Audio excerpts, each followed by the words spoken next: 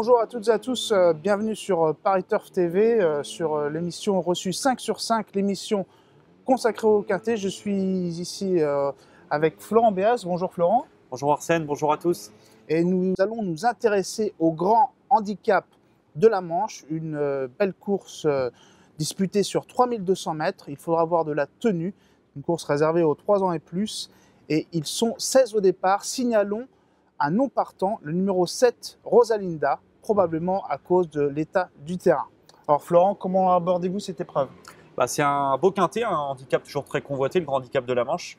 Et sur cette longue distance de 3200 mètres avec un terrain qui risque d'être profond car il a beaucoup plu durant toute la journée de lundi, il ne faudra pas présumer de ses forces en début de parcours car cela risque d'être fatal si les concurrents se montent trop allant durant la première moitié du parcours. Il faudra garder des ressources pour finir. Votre pronostic en 8 chevaux, Florent? Alors tout d'abord en tête le 14 Miskin, le 15 1000 et 1000, le 13 Backswing, le 4 Purple American, l'As Kazar, le numéro 10 Windy King, le 9 Poème du Barlet et enfin le 2 Monsieur Opéra. Eh bien, donc parlons du numéro 14 en tête de votre sélection, Miskin, pensionnaire de John Hammond, très régulier. Ouais, très régulier. Il dépend d'un entraînement redoutable qui n'a pas son pareil pour façonner les concurrents. C'était un cheval qui était un peu allant en début de carrière. Son entourage s'était vertueux à le façonner. Maintenant, il est patient dans un parcours sans trop tirer. Il est capable de tranchant de fin de course. Il doit faire ses preuves sur cette longue distance. Mais s'il peut bénéficier d'un bon parcours et qu'il ne se monte pas trop allant, lui qui vient de prendre une excellente 3e place à Maison-Lafitte a certainement un tout premier rôle à jouer. Car son redoutable mentor a certainement fait de cette épreuve un objectif. Maintenant, le numéro 15, 1000 et 1000, pensionnaire de Carlos et Yann Lerner. Alors lui, il est rallongé. Oui, il est rallongé lui aussi, tout comme Miskin, et c'est un modèle de régularité. Il avait été acquis à réclamer, et depuis il a cessé de faire plaisir à son nouvel entourage. Il a aligné les 2e places, il reste sur 4 2e places. Il mériterait amplement de trouver son jour. Il est confirmé avec Thierry Tulliez, et s'il s'adapte à cette distance, il fait figure de solide point d'appui lui aussi. Alors avant de vous écouter au sujet de Backswing, le numéro 13, nous sommes partis à la rencontre de David Windriff, son entraîneur. Le cheval est en pleine forme. Le terrain ne devrait pas le déranger, à condition que les jockeys de plat veuillent bien monter mercredi. Ceci étant dit, voilà, si les courses ont lieu mercredi à Deauville, oui, le cheval va être avantagé par le terrain. Il vient de prendre 4 kg de pénalité.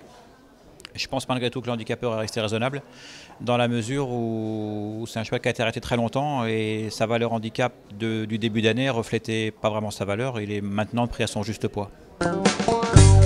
Merci David Windriff. Donc le numéro 13, Florent, Backswing. Qu'est-ce que vous pouvez nous en dire?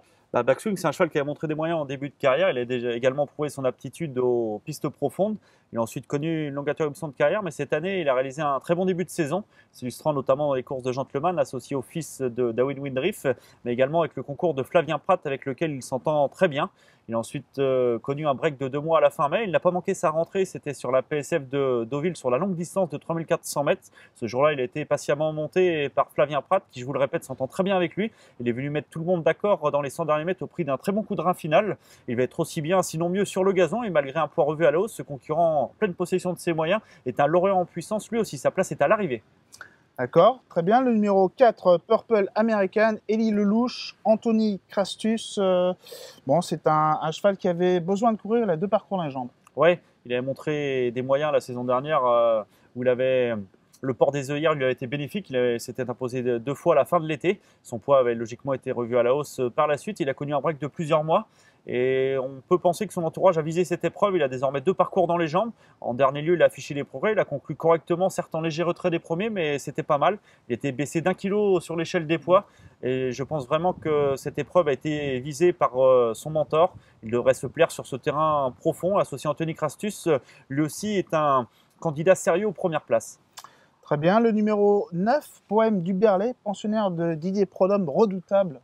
Très habile Didier Prodhomme, qui a notamment remporté plusieurs quintets depuis le début de l'été, notamment samedi dernier avec Robert Le Diable. Ce Poème du Berlay n'est pas de tous les jours, mais il a souvent mieux couru qu'il indique ses classements au cours des dernières semaines.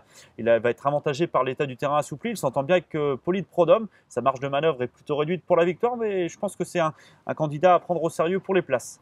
D'autant que sa cote devrait être assez attractive. Eh bien, merci Florent. L'émission est désormais terminée. On va retrouver votre conseil de jeu. Merci Arsène et bon jeu à tous. Bon jeu à tous.